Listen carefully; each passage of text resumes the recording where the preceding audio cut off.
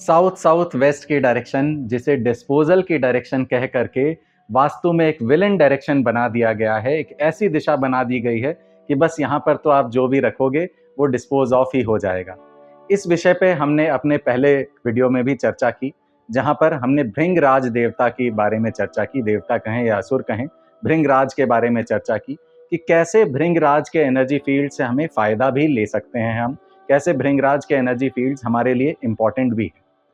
आज जैसा कि मैंने पिछले वीडियो में कहा था कि आज हम साउथ साउथ वेस्ट के दूसरे देवता एनर्जी फील्ड की बात करेंगे, जो कि है गंधर्व देवता की एनर्जी फील्ड।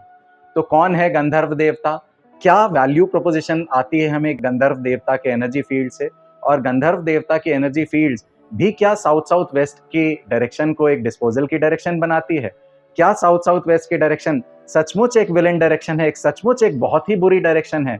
तो इसको आज डीपली हम लोग समझते हैं। क्या आप लाइफ में स्टक महसूस कर रहे हैं? क्या बहुत मेहनत करने के बाद भी आपको लाइफ में रिजल्ट्स नहीं मिल रहे हैं? तो हो सकता है कहीं ना कहीं आपके प्रेमाइसेस का वास्तु आपको इम्पैक्ट कर रहा है। नमस्कार, मैं हूं साकार मोहता, आपका वास्तु कंसल्टेंट एंड कोच। मैं आप लोगों के लिए लेके आया हूं एक प्रोफेशनल वास्तु कोर्स, जिसमें हम सीखेंगे पंच तत्वों को, 45 देवताओं को और 16 दिशाओं को अपने घरों में, अपने ऑफिसेज में कैसे बैलेंस करना है। तो इस प्रोफेशनल वास्तु कोर्स को करके आप ना सिर्फ अपने लाइव्स को एनहांस कर सकते हैं, बल्कि एक प्रोफेशनल कंसल्टेंट बन के आप लाखों लोगों को हेल्प कर सकते हैं और नेम, फेम एंड सक्सेस कमा सकते हैं। तो देर किस बात की, अभी कॉल करें और रजिस्टर करें मेरे प्रोफेशनल सक्सेस वास्तु कोर्स को।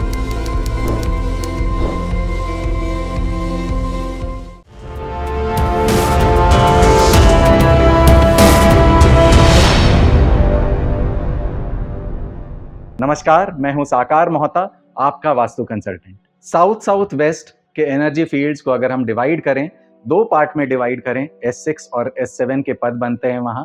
तो S7 के बारे में हमने अपने पिछले वीडियो में चर्चा की, जो कि भृंगराज की एनर्जी फील्ड है। उसके बाद अब हम आते हैं S6 के तरफ। तो S6 जो है वो गंधर्व देवता की एनर्जी फील्ड है। गंधर्व देवता कौन है? गंधर्व देवता है अप्सराओं के पति। गंधर्व देवता है म्यूजिशियन। गंधर्व देवता है एक आर्टिस्ट, एक परफॉर्मिंग आर्टिस्ट।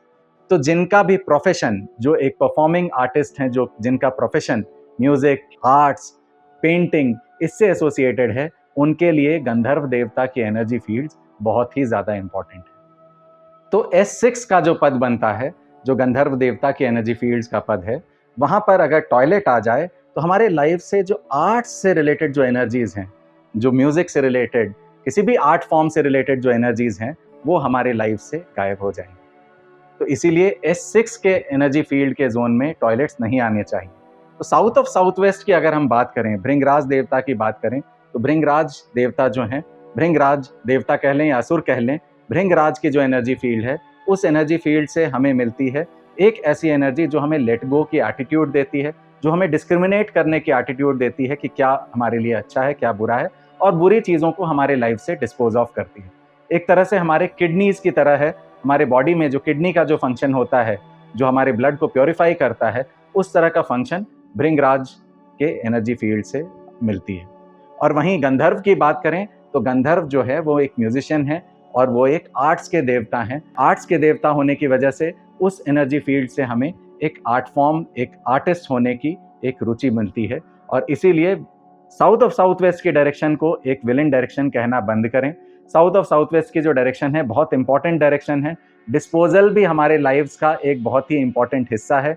अगर हमारे लाइफ से, हमारे बॉडी से डिस्पोजल बंद हो जाएगा तो हमारी बॉडी, हमारी लाइफ्स कहीं ना कहीं जैम होने लगेंगी और बिना डिस्पोजल के कोई भी शरीर चल नहीं सकता है। तो डिस्पोजल एक इंपॉर्टेंट हिस्सा है। इसीलिए साउथ ऑफ साउथ वेस्ट की डायरेक्शन एक विलेन डायरेक्शन नहीं है। और इस वीडियो के माध्यम से और अपने पिछले वीडियो के माध्यम से मैं यही प्रूव करना चाहता था, मैं यही बताना चाहता था कि साउथ ऑफ साउथ वेस्ट को सिर्फ एक डिस्पोजल की डायरेक्शन ना माने, उसमें थोड़ा सा और डीप जा करके समझें कि ये जो दो देवता हैं, इनका एक्चुअली इंपॉर्टेंस क्या है, और इस इंपॉर्टेंस को समझ करके ही वहां हम चीजों को प्लेस करेंगे या डिस्प्लेस करेंगे।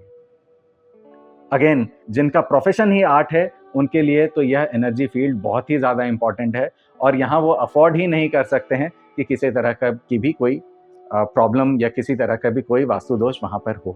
जो भी म्यूजिक से रिलेटेड हैं, आर्ट फॉर्म, किसी भी तरह के आर्ट फॉर्म से रिलेटेड हैं, पेंटर हैं, आर्टिस्ट हैं, गायक हैं, सिंगर हैं, जो भी इस तरह के प्रोफेशन से एसोसिएटेड हैं, या फॉर दैट मैटर आज के डेट में आर्ट फॉर्म कैमरामैन हैं, फोटोग्राफर हैं, वीडियोस आप बना रहे हैं, तो आपके लिए साउथ ऑफ साउथ वेस्ट में S6 की एनर्जी फील्ड्स बहुत इंपॉर्टेंट है। और वहाँ अगर आप अपने आर्ट फॉर्म्स को रख करके वहाँ प्रैक्टिस करते हैं तो वो आपके लिए बहुत अच्छा हो सकता है। ऐसा नहीं कि वहाँ आप आर्ट फॉर्म प्रैक्टिस करेंगे तो आपका आर्ट फॉर्म आपको रिजल्ट्स नहीं देगा। आपके आर्ट फॉर्म को अगर आप गंधर्व देवता के एनर्जी फील्ड में प्रैक्टिस करेंगे तो आपको फ़ायदा ही फ़ायदा होगा। एटलीस्ट अपने इंस्ट्रूमेंट्स को वहाँ रखिए, म्यूजिकल इंस्ट्रूमेंट्स को वहाँ रखिए, देखिए आपके आर्ट फॉर्म से आपको रिजल्ट्स दुगना, तीन गुना, चौगुना हो जाए। तो आशा करता हूँ आपको ये वीडियो मेरी पसंद आई हो, और अगर स्पेशली आप म्यूजिशियन हैं, आर्टिस्ट हैं, तो आपके लिए साउथ ऑफ साउथ वेस्ट में S6 का जोन बहुत ही ज़्यादा इंपॉर्टेंट है। अगर आपको यह वीडियो पसंद आई है तो प्लीज़ इसे लाइक करें, मेरे चैनल को सब्सक्राइब करें, ताकि कई तरह के वास्तु के जो मिथ्स हैं, वास्तु के बारे में जो ऊपर-ऊपर से लोग जो जानते हैं और मिथ्स फैल रही है मार्केट में, वो मिथ्स दूर हो सके और आप सही बातों को अच्छे से समझ सकें। Thank you so much.